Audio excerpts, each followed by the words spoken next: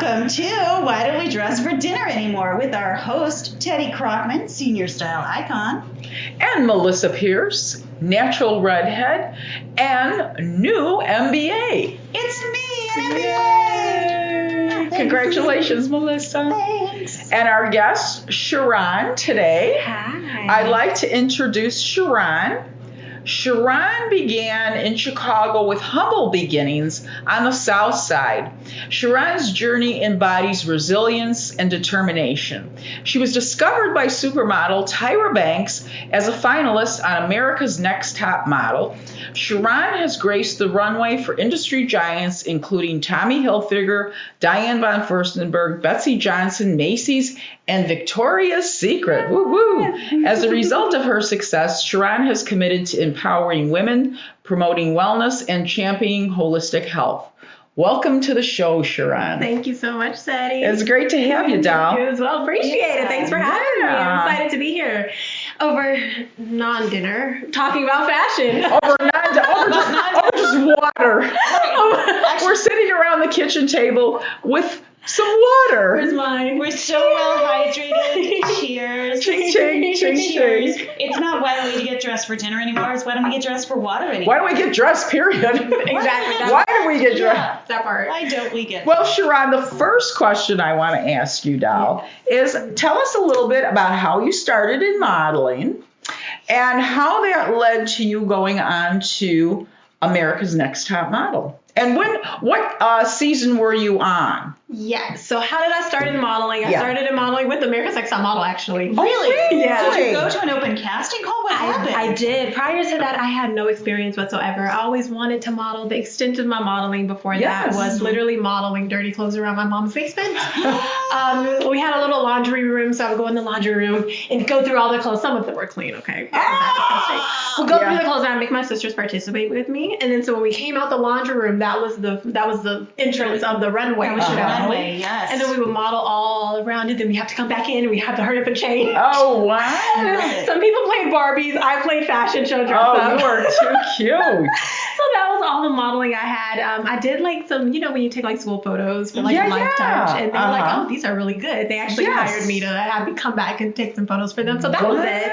And when I did America's Next Top Model, I was under the impression. Let me stop you right there. Yeah. How do you apply for America's Next Top? Not that I'm going to apply, but I'm just curious about the application process. How do you do this? So at the time, and I was on cycle 11, by the way. Okay, so at season the time, 11. They would do like big casting calls all around the world. That's right. So they would see thousands upon thousands of people. Yeah. So I was watching the show one day with my mom because that was our family show. We would watch every Oh, Wednesday. That was the only time we didn't eat dinner at the table. We would eat it on the couch watching that show. So it was an event. It was an event. And at the end, it was like, if you want to be America's Next Top Model, festival is happening, boom, boom, boom, boom, boom, Chicago. And I was like, Mom, we have to go. And it's just like, okay. So it was you just went to the casting call, or did you have to be called to go to the casting call? No, I just went to the casting call. And baby, girl, there was so many people. Yeah. I was going to say, there had to be, And just literally. Chicago alone. Yeah, they were literally. casting all day. The people were wrapped around the building, Oh, down I the could street. imagine. So yeah, it was a big casting call. They literally would bring us in. All the producers and stuff were there. Some of the casting directors. In groups? Would you go in groups? Yeah, we would go in groups. How many people you think we went in? 4 or 5? Girls, like 200. No. 200 at a time? In a big conference room. And they how did thousands of people. How did they see you? I mean, did they just spot people in the crowd? Was this, or United Center? Like, I cannot Good remember. heavens. I want to say it was some hotel downtown It was a hotel, or something. yeah. So it was a big conference. But room, like, how would they basically. pick people out of like a crowd of 200? How would they do that? So they had us all lined up around the perimeter of the room, and all we would do was step forward, say our name, Oh. and I think a fun fact about ourselves. right, and then And they had our applications at that point that Oh, had maybe okay. a little bit more detail. right, and then they also watch you walk, or because I also applied to, not for America's Top Model, like way before that, to open casting call. I was an IMG model for a moment. Sweet. But it was like you stepped out, and then if they liked you, you had to also walk the runway. It was terrifying. No, we didn't do that. I wish they would have. But no, we didn't do that. We just literally stepped forward and just said our name, and that's it. And then from there, they cut it from 200 to like 4. And you're there all day. Wow. Yeah, well, luckily, me and my mom, we were like one of the first people in line. Oh, wow. good. Well, you were We were smart. the first people in line, so we kind of were the first few groups to go. So after we went and they narrowed it down from 200 to 4, obviously I was in that 4. Yeah. And then we did have to stay for a little bit, and then they had like the final 30, and then they gave us paperwork and we had to come back that next day. So out of all those thousands of people, it was probably like 30-ish people that they selected, if that, maybe less than that. Wow, what an honor. That alone had to be just so exhilarating to know that you got picked out of all those thousands of aspiring models. A show you watch with your family, right? Show. Yeah, right? That's phenomenal. Right, I know. It was pretty cool. And at the young age of 18. And how was it then to meet Tyra Banks in person and having, because I used to watch it when it first came on, and then I kind of fell off the bandwagon for other, reality shows. But I watched, like I would say, maybe the first 5 seasons. Yeah. And I'm thinking to myself, I wonder how these young girls are reacting to this big supermodel that, I mean, everybody in the world knows, Tyra Banks. Yeah. How was that? Did she make you feel welcome? Was it kind of intimidating at first? How did that feel initially when she was giving you directions on what you guys need to do and then go off and do it, and then she's going to judge you with the other people later? How did that kind of feel at first to you? Yeah, it was very surreal, the whole process in general, because again, it came from just watching it in front of the TV. Yeah. And prior to that, also spending some time with myself and asking myself, like, why am I here? What am I doing in life? Like, why did I start this thing? Why did I start this thing? And, being a mom was one of those things. So I pretty much manifested it in a way, and manifested it very quickly. Yeah, so it was very surreal. Like, oh, shoot. I literally landed myself here. Yes. Now what do I do, right? And now what? And so now you're in front of like a mentor, someone that you look up to. Yes. It was amazing. It was such a great experience as a young girl to just be like in front of someone that you looked up to in that way. And I'm not gonna lie, it didn't come with it came with a set of challenges as well, because at the end of the day, it is a reality TV show. Right. Yeah. Well, that brings me to the next question. How were the other contestants? Did you get to know each other personally and like each other, or was it kind of backbiting, kind of all competitive and one trying to push the other one out, or was it more kind of behind the scenes, which we don't see? Was it more like building relationships with other people? How was that behind the scenes? Yeah, thanks for asking. It wasn't so bad as they make it out to be in front of the camera. Yeah. Women don't always fight. Sometimes we chat and we actually get along, and we actually have. And I was going to start a fight with you right now. That's not how it's done today. And so no, we actually, it was fine. Don't get me wrong. Like some people gravitate towards each other more than others. Sure. So there were little cliques, some maybe like cliques and groups or whatever.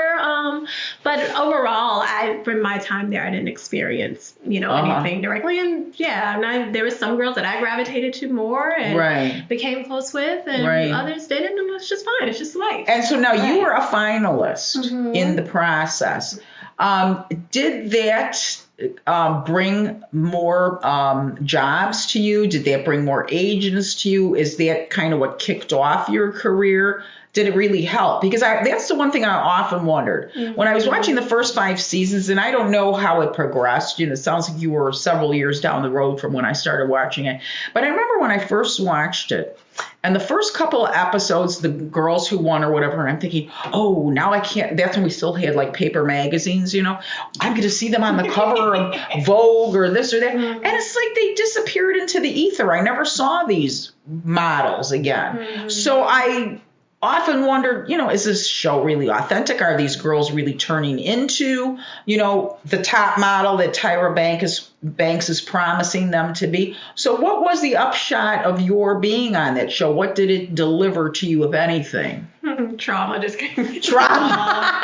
I would imagine there had to be some trauma involved in that. Was my phone ringing off the hook? No.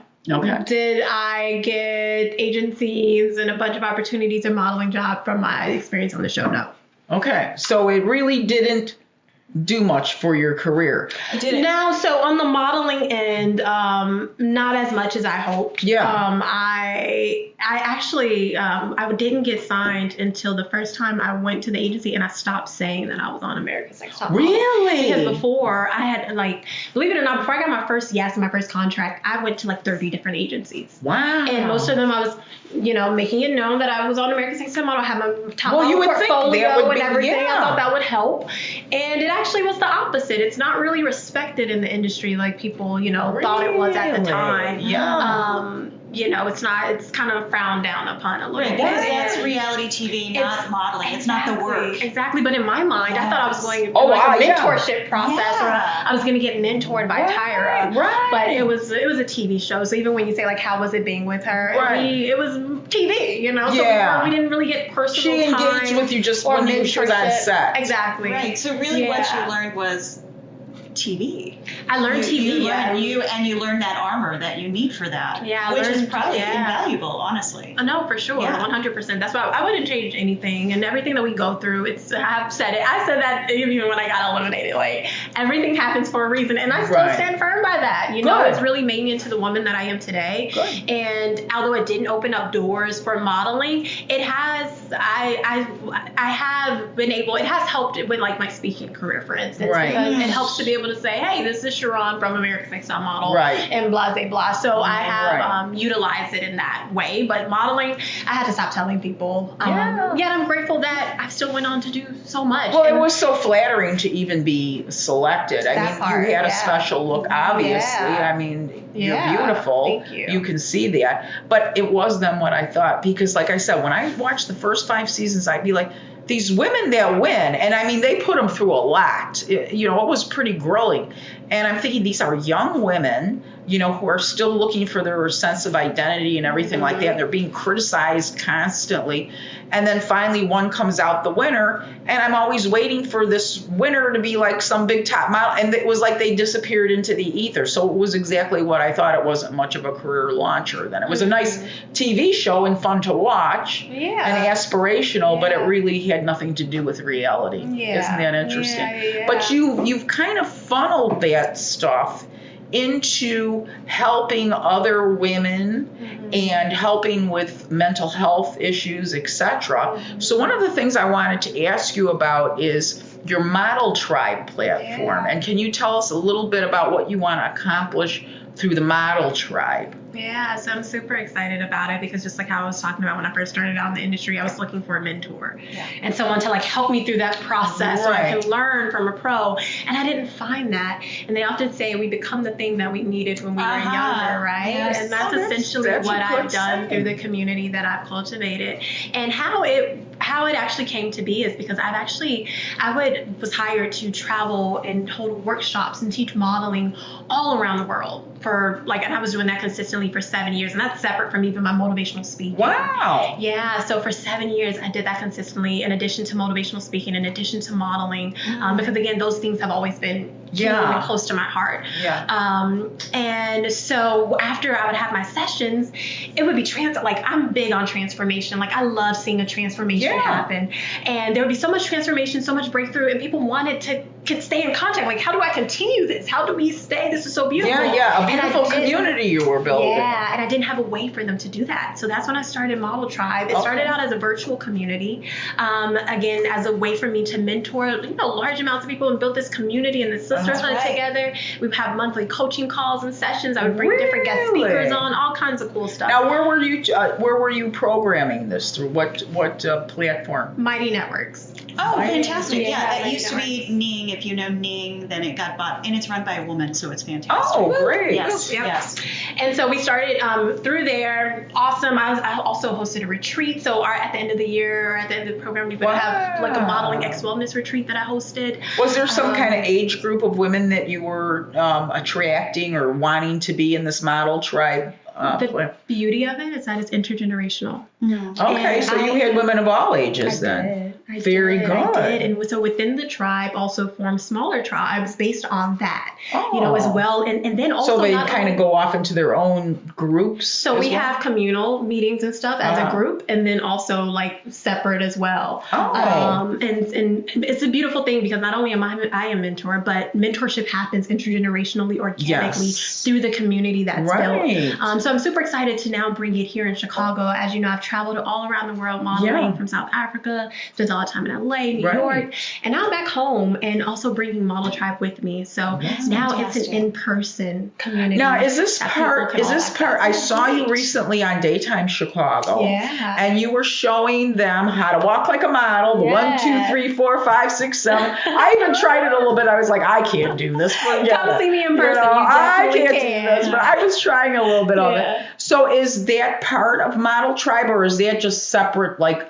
workshop classes you can take? No, that's a part of it, because not only is it a beautiful community and sisterhood, but it's also a school. That's right, because you were teaching modeling. Yeah, so I still do that to this day. Yet, what I'm also doing with it is destigmatizing modeling. A lot of times when we think about modeling, we think about doing it professionally, like if you're taking classes. But we take dance classes all the time, right? Or heels classes to come into ourselves and femininity and stuff. Exactly. And modeling, poise. Exactly. And modeling is such a great tool for that as well. It's such a great creative expression. A lot of the coaching and mentoring and teaching that I do with my workshops emerges modeling. Again, everything's emerged with fashion and wellness, and also life skills, leadership, confidence, self-worth we can learn through modeling. Confidence for sure. How to wear your own body. That part.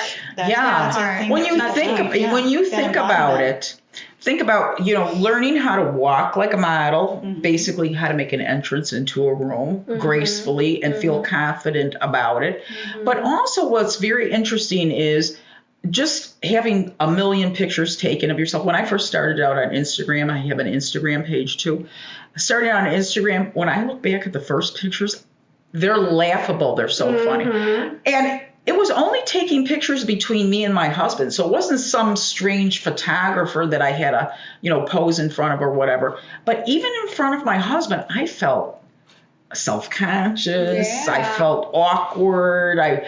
But as you keep doing it, taking thousands and thousands of pictures, and then I remember I've had two. One of the professional photographers that reached out to me to take pictures, I was like, okay, this is an opportunity, Teddy. Do it scared. Always do it, but do it if you do it scared, right? But it's so funny that I went to this strange man that I'd never met before. He just said, Teddy, I want to take some pictures of you. It was the 40 over 40 thing. And I'm standing in front of him, and I just started to naturally fall into poses because it becomes part of you. So that posing becomes, instead of posing, it becomes the natural flow of your body. Right. And even the second group of pictures that I recently took with Marcus,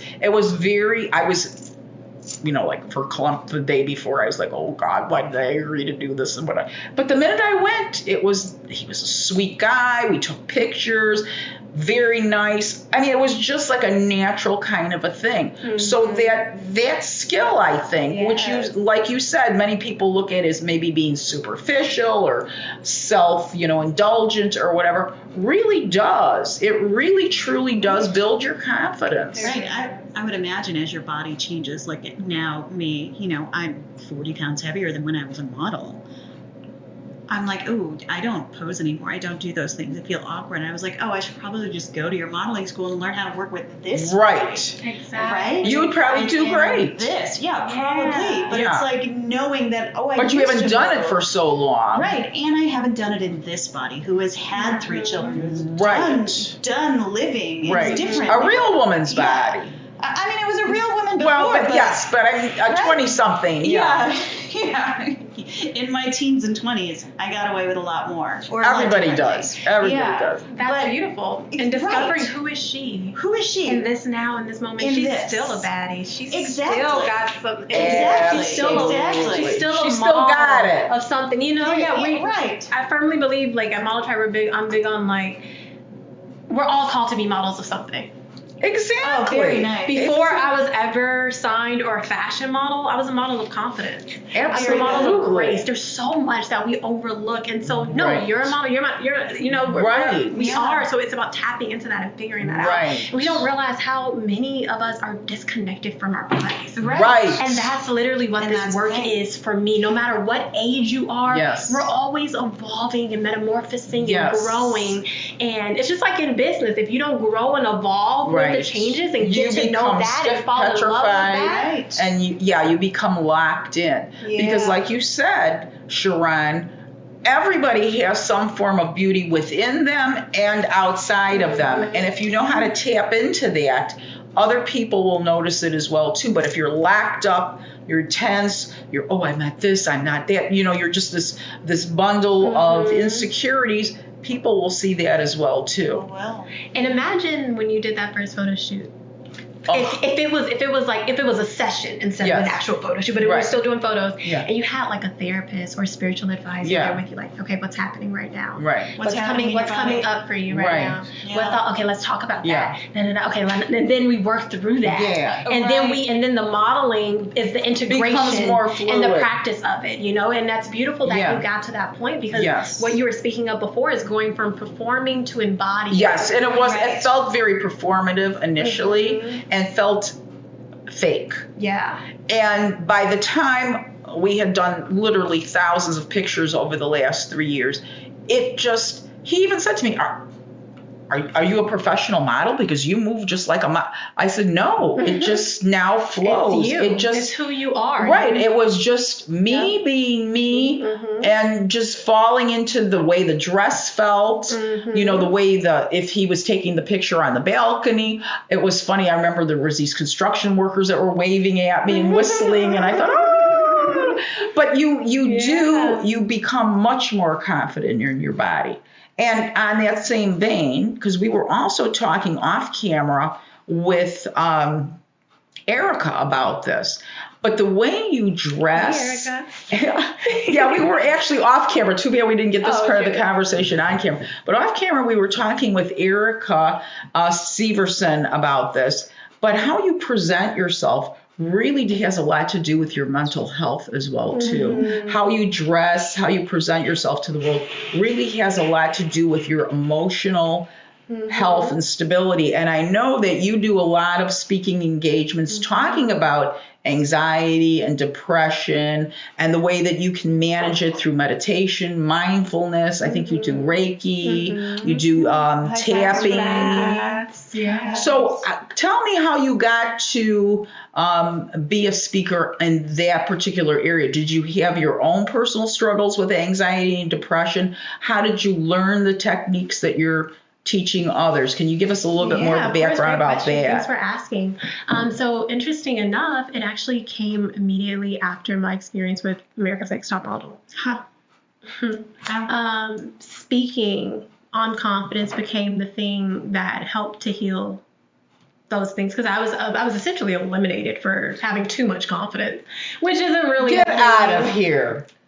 They said you had too much confidence. Did they say it in those exact words? You have too much confidence, or yeah. Really? Yeah. Well, that's funny. You swing your hips too much. You do, like, I also got this. So but I was not on America's Top Model. So imagine that and being ripped apart on national television. No, that's beyond. And not only that. That's beyond. And you're a young lady at the time, 18 too. years old. You don't have the armor for that yet. Yeah. I was still very much like, the world's a beautiful place. Right, and you're 18. The world is your oyster at 18. Literally. And then people are telling you, like, excuse me, you're too much. You're too confident. And not even that, but behind the scenes telling you, because nothing about me is too much. I'm exactly in alignment with Yes, you are. But like even that behind the scenes, producers telling you, you actually need to be bigger.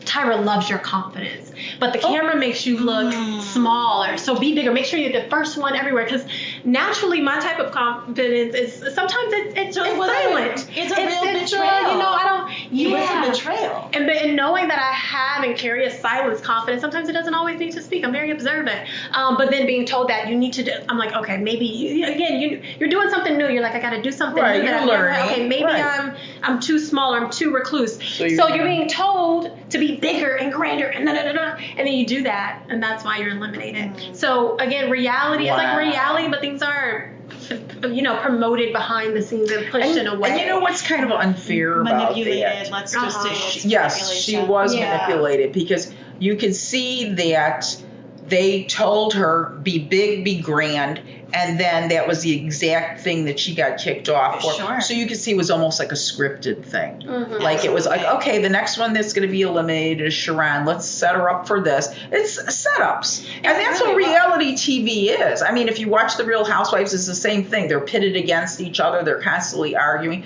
In order to make reality TV interesting, there's got to be conflict. Mm-hmm. And unfortunately, taking an 18-year-old aspiring model apart on national TV is a horrific thing to do to somebody's psyche. So as a result, speaking on confidence. Yeah. So and because the thing, I couldn't even talk about it because we signed NDAs and stuff like that. So imagine how traumatizing that was. And not only that, but I had many universities I had been accepted to that I had to turn down, because I thought that these opportunities were going to come.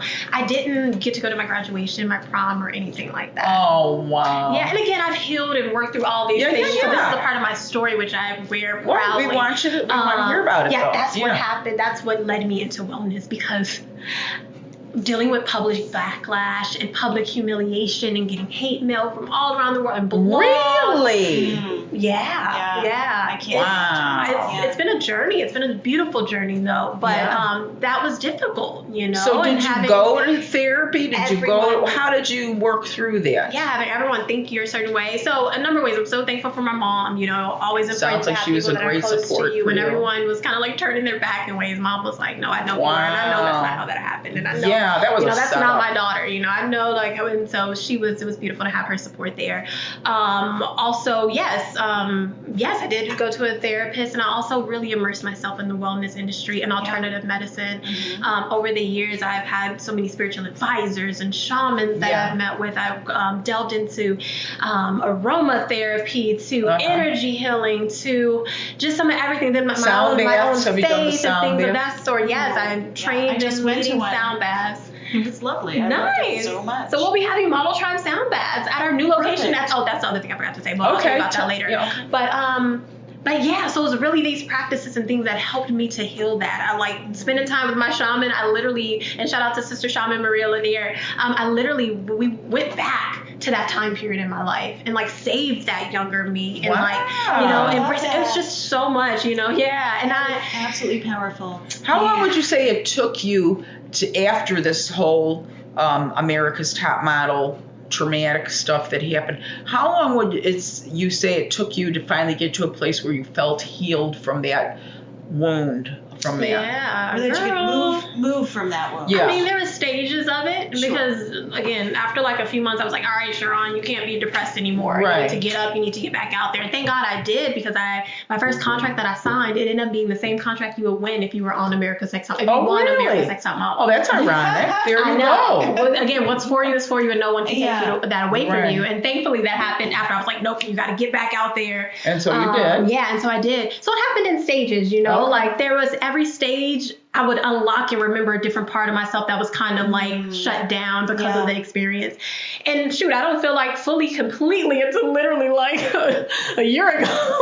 Right. Not a year ago, but it took a decade. A long time. Yeah. And there's still certain parts that I'm oh wow, that I forgot about this part of myself. And I mean, it takes a while to heal. It's not an overnight process. And because I was a therapist. I was the director of a hospital mental health department.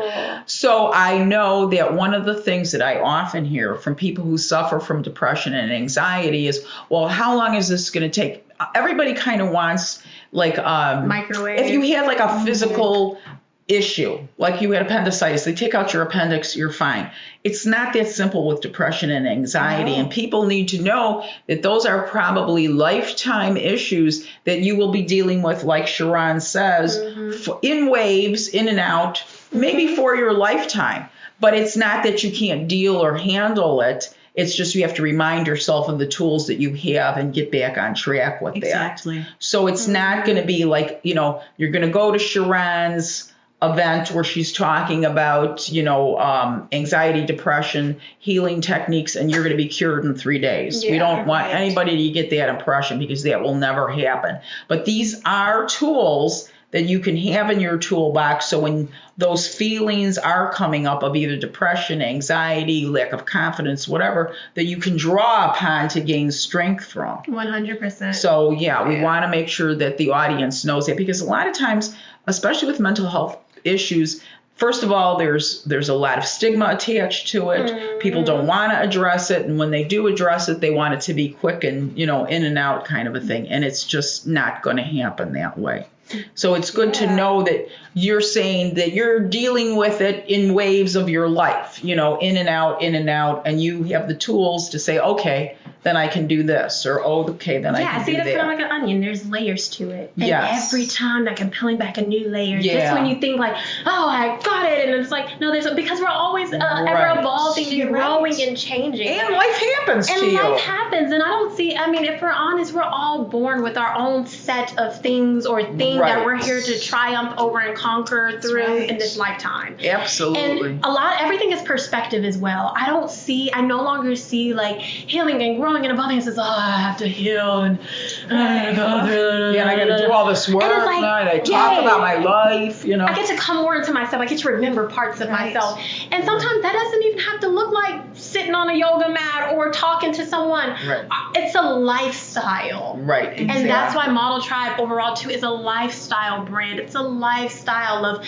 being the model version of yourself. Yeah, that's being a supermodel in every area of that life. What does that look like for you? What does that look like for you? And reconnecting with your love and with the things that you love and that bring you joy. It's a lifestyle, and it can be fun. It sounds like a wonderful concept. Yeah. How can you tell our audience if they want to get involved in Model Tribe, how would they be able to do that? Yeah, so I'm super excited that we have a new physical location now. Oh, okay. In Chicago. Well, give us the address, and we'll also put it down in the description area too. Thank you so much. So Model Tribe headquarters is officially located at the iconic Water Tower Place. Oh, wow. On Michigan Avenue inside of Fashion Bar Studio. So it's a beautiful area. Which floor is this? It's on the 3rd floor. Excellent. It's on the 3rd floor, and there's out of the space we have a full runway area where we actually practice that. We have a full photo shoot area where I work with women in their confidence and stuff like that. It's emerging fashion and wellness. We do that in an intimate setting in a real backdrop photo shoot area. Right. There's so much happening there, so I'm super excited. So come and see me at the Water Tower Place, 3rd floor inside of Fashion Bar. So wait, we can learn to walk and get a sound bath. That's what you're telling me? Yes, it's immersion fashion and wellness. So there'll be a number of immersion of fashion and wellness. Fashion and wellness. I love this because you don't think about them together. You don't think about learning to model as doing anything wellness. You actually think of it as a terrible, Well, you hear about anorexia. You hear about all these other problems. Oh, no, we're doing Reiki at the door. We're removing that toxicity. Thank you. Right? And we're approaching it from the inside out holistically, because I truly believe that, you can't, it's performative if we just try to, let me just be what I think I'm supposed to be. Confidence. Perform. And I can even say, doing that in those top model days and stuff when I'm told to, what does confidence look like? I need to display it better. But when we, again, embody it and really becoming it. Right. And it's just a natural, that pose becomes a natural part of who you are, and you will look better in the picture because the face softens. When you're in a natural response mode, your face softens. When we all try to pose, our faces go like this. They're stiff. The smile looks, I remember every time I'd look at a picture, I'd say, and my husband would always say, Teddy, you're trying too hard. You're smiling too hard. You don't smile that way. Relax your mouth. And I try to relax my mouth and I'd be going, it's a little drool. Right. Because it wasn't natural for me. But when it became natural, your body just kind of falls into it. Yeah. And you can take the same picture over and over 100 times because it's a natural pose or face for you. That's what I love seeing women come in I'm not sure who this new person is. That's a natural. That's a once natural they response. find that, oh my gosh, Yeah. I love it. I love it. Okay, and then it's now let's sustain that. So I hold group classes where we can do it in a group setting, and I hold a lot of one-on-one sessions as well. And people can find out more information at themodeltribe.com. At the Model TheModelTribe.com. TheModelTribe.com, and also Sharaun.com. You can just find out more about me, and that's We'll have all that down in the description, Yeah, so in case you forget, it's right down in the description. We'll put all that. What sounds fabulous. I mean, and you sound like, you to me appear like you're so enthusiastic about this that it really just comes off as being authentic and natural. And that's very important for somebody who's mentoring or teaching. You have to really, people will gravitate towards natural mentors, people who really love what they do and want to pass on what they do, as opposed to somebody who, okay, this is my job and this is what I have to do and that kind of thing. So I think that alone is going to be worth whatever amount of money they have to pay to be in this, because it's being with a natural person who truly believes what they're saying. And that's hard to find. Yeah. That's very hard to find. Thank you for saying that. Yeah. Now, someone who just wants to become a model, they're still going to go to your, like, they're like, I'm not interested in healing and all that. I just want to be a great model. They're still going to come to you. Yeah. I hold consultations with everyone to see kind of what your goals are and everything like that. So yeah, I just want to, I customize a plan and a mentorship package that's just for them. Now, if stuff come up, now we still gonna talk about it. That's okay. We still gonna talk about it because I don't want to. Again, when we talk about the anorexia and different things like that, you don't want people being traumatized, right? You don't want people being traumatized or pushed backwards into themselves because they don't feel confident that they can take the direction that you may be giving them at the time or whatever. So it's good that you have that ability to tap into, okay, what are we dealing with right here now? Let's forget all this other stuff. What are you feeling or what are you dealing with right now? Yeah. Where do you see yourself in the next 10 years? So you've started this, you've just got a space. Yeah. Are you envisioning this into the future, or is it going to be something completely different? How do you? No, I definitely see it growing and continue to grow and evolve. I envision it kind of like, this is the closest thing I can, like, when we think about those like large dance schools, right? Yes. And there's kids get to come in again at a young age, and every week or bi-weekly or whatever, they get to take classes. And so we see a bunch of different women and girls of all ages coming through and coming out better, coming through and coming out and having something that they can walk with them consistently through life. And not just a fun creative outlet, but a community. Right. And then what's built and what's formed through that community, the things that we create, the healing that happens, the things we create out in the world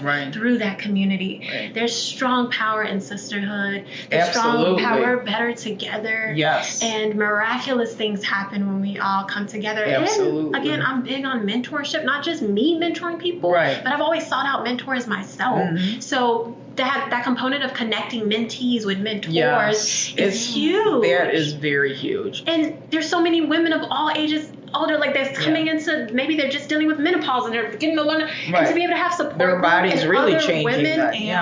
in their age range that they can talk to, and then we can also come, and you can come take your modeling class with your group as well, and we can be working through that as it pertains to us in that age, you know? And just I just see it just truly growing, and even outside of that, think of it like a Girl Scout of America, you know? Where so just like a big evolution of the model tribe growing and maybe going to other states and other cities and that kind of So it sounds like a wonderful dream that you have, and it's actually real right now in Chicago, but the dream is to make it bigger, almost.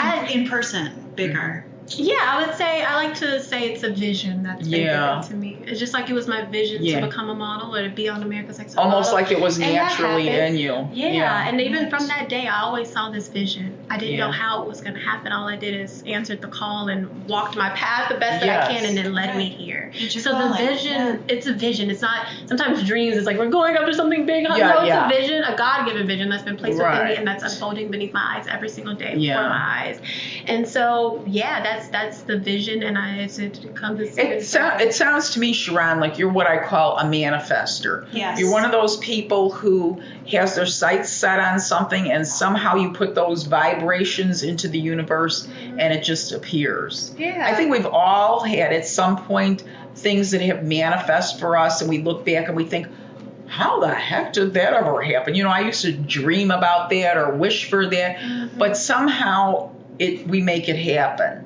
You know, and it almost seems magical, yet it's not, because in reality, we did it ourselves. I mean, what's not magical about that, though? That is like, come on now, that's super magical. Right. That's magical. And to make it even more magical, I didn't do it by myself. I got the whole spirit Well, you have a world community. backing. Not even my physical community, but like, knowing that it's bigger than me. Yes. Yeah. It's a spiritual, deeper calling. Right.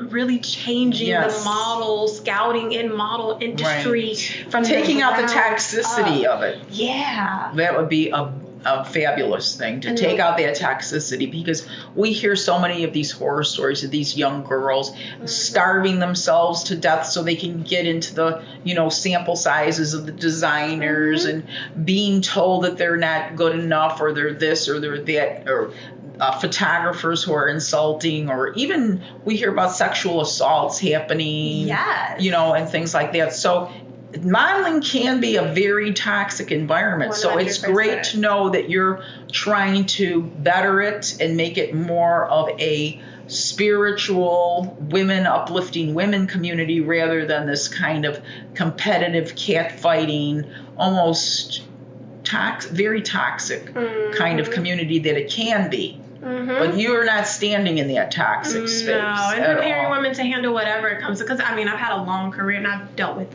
every aspect of everything that you said. All of it, I've seen it, I've done it, I've dealt with it. And the only thing that saved me, but you came out on the other end, is my connection to wellness. Is my connection to myself. Because you took care of yourself. My intuition. Yes, that's wonderful. Well, that being said, you're phenomenal. Thank you. And this is a fashion podcast. Yes! So we've got to get into the fashion weeds a little bit.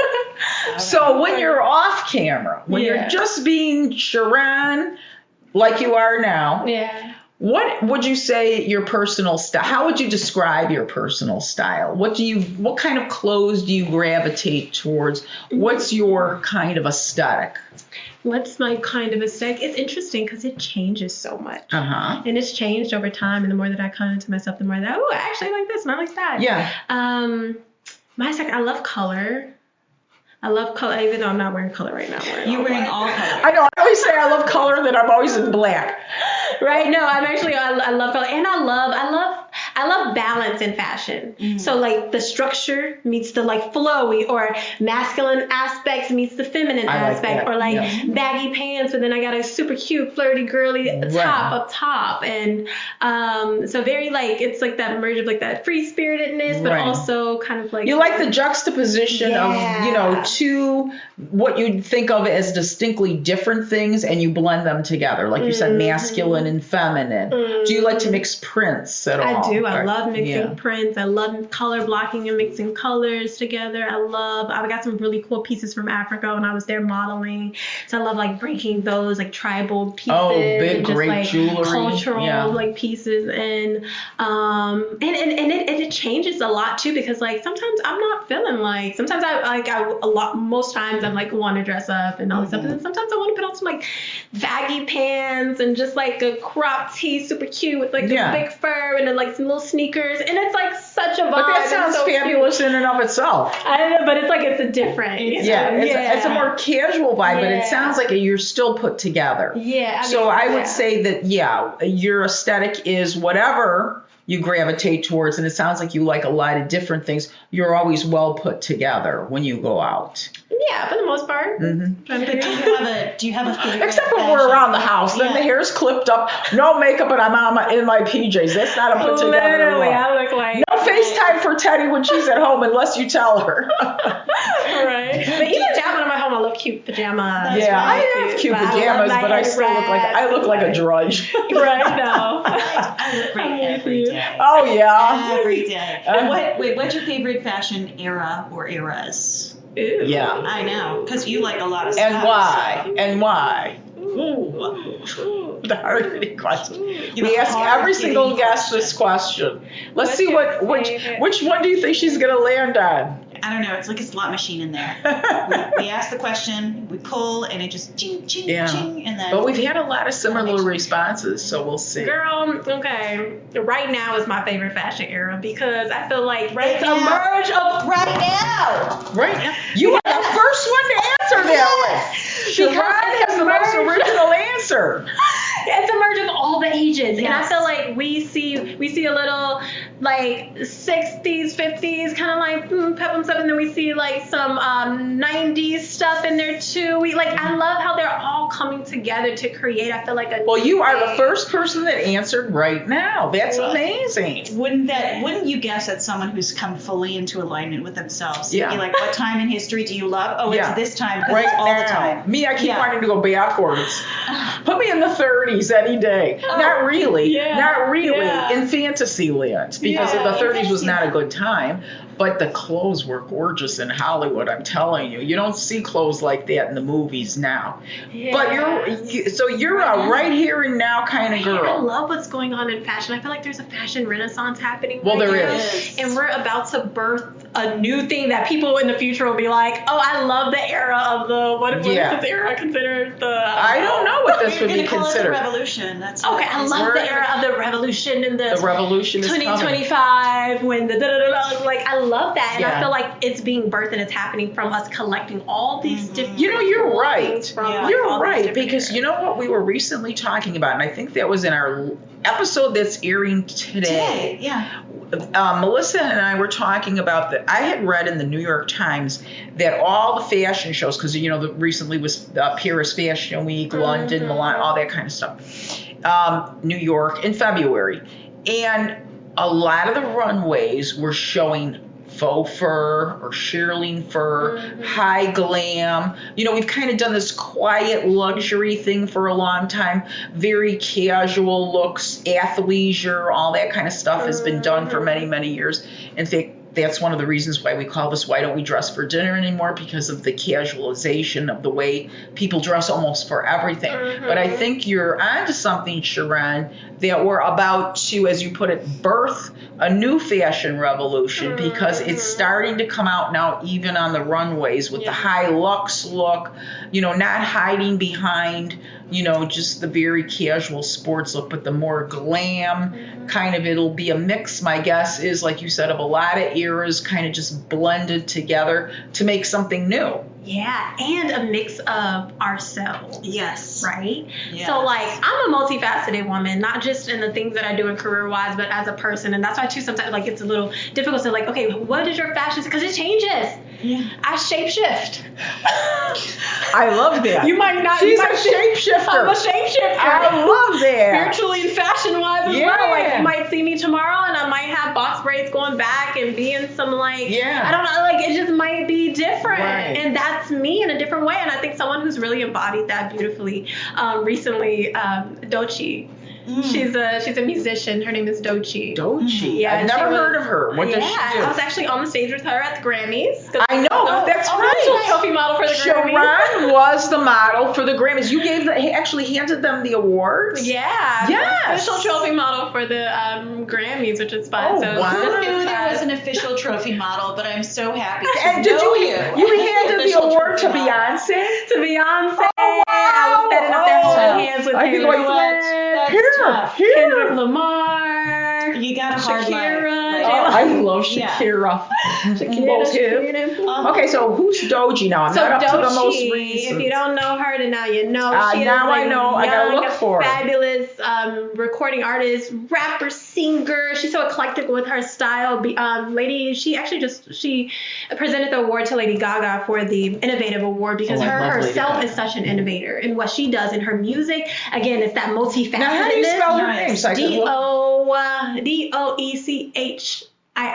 Doechii. Doechii. I gotta remember that. Like mochi, like the Yeah, Doechii. And- And so look at her looks at these recent Paris Fashion Week and stuff like that. Every single day, it was a different look and a different person, and I love it because I'm I that's so love me. that, That's yeah. so me, and yeah. So she's not a signature look kind of a gal. She's more eclectic. I think What's the mood for the day? I'm high glam today. I'm Yeah. rapper look today. Yeah. I'm ever. Yeah, So she it's was boho one day with no shoes multifaceted. on and flowy boho look and polka, and then she was super I love it high all. glam and high fashion and had a different wig on. Even I Oh. love it all. I know it. like that. Fun. Yeah, you know what? I have decided to call this type of person. It's a type of person. It's a multi-passionate person. You have those people that just run on one track, and then you have people who take every track. Yeah. And I'm like, oh, that's the multi-passionate. Yeah. I'm a multi-passionate dresser. I'm a multi-passionate person. That's You are. You are. But yeah, that's what it is. It just, I have too many passions. Can't put me in a box. To stay in one lane. Yeah. There's not one era. There's not one fashion sense. There's not one style. Like, no, it's a bunch of stuff. And some people are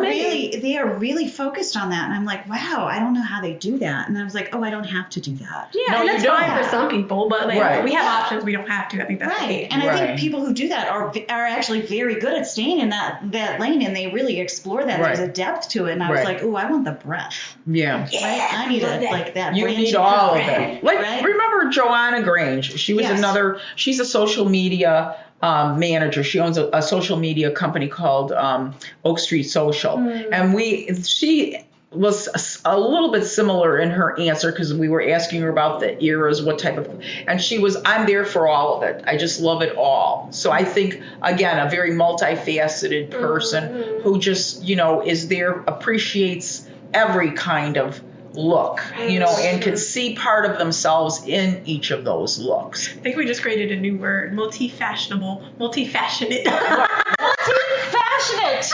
We're multi-fashionate. Entertaining, ambidextrous. We are calling this episode the multi-fashionates. Multi-fashionates. And that's what we're going to be, like the multi-fashionates. So it's going to be like, like the Supremes, we're like the multi-fashionates. Well, every day you guys come on the podcast. Can you sing Sharaun? Because I can't. We are dream girls. No, yeah, we'll be the background. We're multi-fashionate. And that's great. We just discovered a new word. We're multi-fashionate. She manifested. There she did. Manifested a new word. She's magical, Sharaun. There she is. Magical Sharaun. All right, Sharaun, we got to wrap this up. As lovely as this bubble of magic has been, and we're going to ask you the same question we ask at the end of every episode, because it ties into our theme. Why do you think that we have become overall such a casually dressed society? Because most people aren't walking around in fabulosity like you are. Most people are walking around with a graphic tee and a pair of ill-fitting jeans and some, running shoes or whatever. That's kind of your everyday dress for most people, unless they have to dress up a little bit more for work or whatever. So why do you think that we become, I would say, Melissa would say, in some ways, a less fashionable society? Many people go to weddings very casually dressed. I remember there was a time when you would not dare to go to a wedding in blue jeans. Now you see people showing up in blue jeans, or going to the opera in blue jeans with a backpack. Why do you think we've become so casual in the way we've dressed? Why do you think this society has gravitated towards that?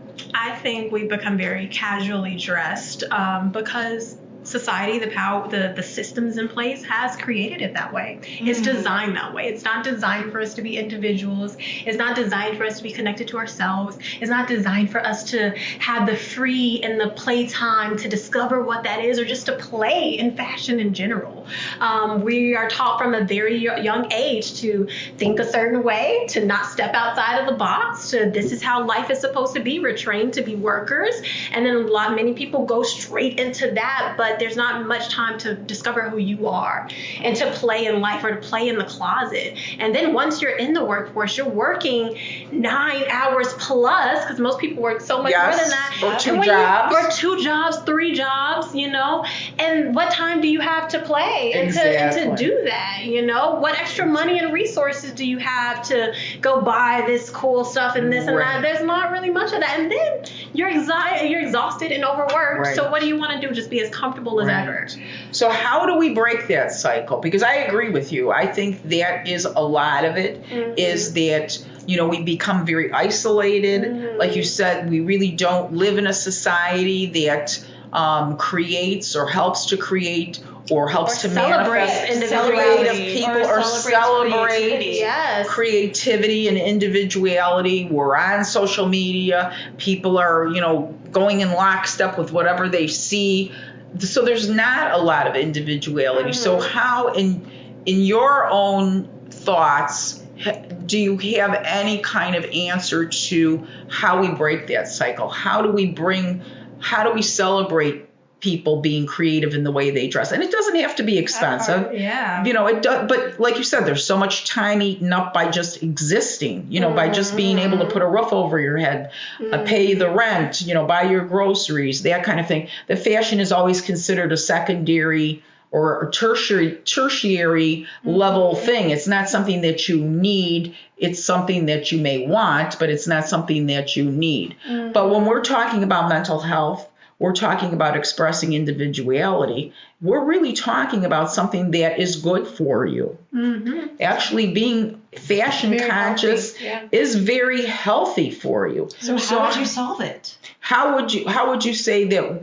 What are the things that you see that society needs to break the cycle and to get us to a place where people care a little bit more about the way they look, that people are having fun with the way they look? Yeah, there's a number of things, and I can go in so many different directions with that. I'll start with, you said celebrate. That's key. Let's start celebrating each other. When we see a beautiful woman walk into the room, instead of making her feel bad or saying she's overdressed or this, and we get intimidated within ourselves, let's check ourselves and figure out why that is. What did I do wrong? Each other. What did I do wrong? Let's celebrate each other. Great, look at let's celebrate that. Sometimes our community can be so like crab in a barrel in certain ways where we don't want anyone to find themselves to be individuals. It's like, let's celebrate each other. As a society, as a whole, we need to look at the systems in place. Yeah. This isn't working. This shit isn't working, and it's not good for our overall mental health. As a society, what does it profit us that the society is prospering, but as the people are breaking down and deteriorating? Right. Exactly. And then as individuals, we need to reclaim that. We need to prioritize our wellness and our self-care. Fashion is wellness. Fashion is wellness. It is. And we need to fall back in love with ourselves and life again and give ourselves permission, even when no one else, celebrates us. We have to celebrate ourselves and prioritize ourselves enough to wear that thing that we want to wear or to explore, play dress up again. Yes. It does wonders for your mental health and for life. It does. And your mental health is just as important as your physical health. In fact, sometimes more important, because your mental health can actually affect your physical health. It can affect your heart, it can affect your lungs, it can affect your blood pressure. It affects a lot of things. A lot of people, they overeat to fill that void, so they're putting stuff in their mouth. They don't even know what it is they're eating. Have you ever eaten something and you say to yourself, I don't even remember eating that? And it's getting to the point where we're not aware of the life that we're living. We're just kind of doing rather than being. And speaking of that, next point, which I talk a lot about, it's time for us to prioritize the feminine energy within us as well. We all have masculine and feminine energy, and there's been an over obsession with the masculine energy. Right. But the feminine energy is that creativity. Yeah. It is the being. Government. Who's overly masculine? Yes, exactly. What kind of toxicity does that bring? Yes, exactly. And when women were finally getting educated, more of us were going to college. Now we have more women actually in college than men. We had to emulate men initially. When I first went into the professional world, it was wear this blah suit, don't stand out too much, don't wear bright colors. It was, again, you're too much. You need to just fit in, blend in, don't look feminine, look as masculine and be like one of the boys as you can. And like you said, Sharaun, it's time for us to break that cycle and start to have that feminine power and that feminine energy, because that is our secret power. Which is a community building, nurturing energy. Right. That because people together. Going back to Model Tribe. It all goes back. Model Tribe is going to be part of that, breaking the cycle of becoming not only individuals, but becoming a tribe that supports each other of Listen, women. Guys, Model Tribe kills fascist. Don't forget. Period. Period. There you go. Well, thank you so much, Sharaun. You have been a fabulous, fabulous guest. We love you to pieces. Thank you for having me. And we can't wait to see what else life is going to bring for you, because I can just see the world is your oyster. Yes. Thank you. And so as we wrap up the show, we're going to ask the same question we always ask. Oh, you looking at me? Teddy, why don't we dress for dinner anymore? I don't know, Melissa. Why don't we? I don't know. We're going to start today. Right, Sharaun? That's right. Yeah.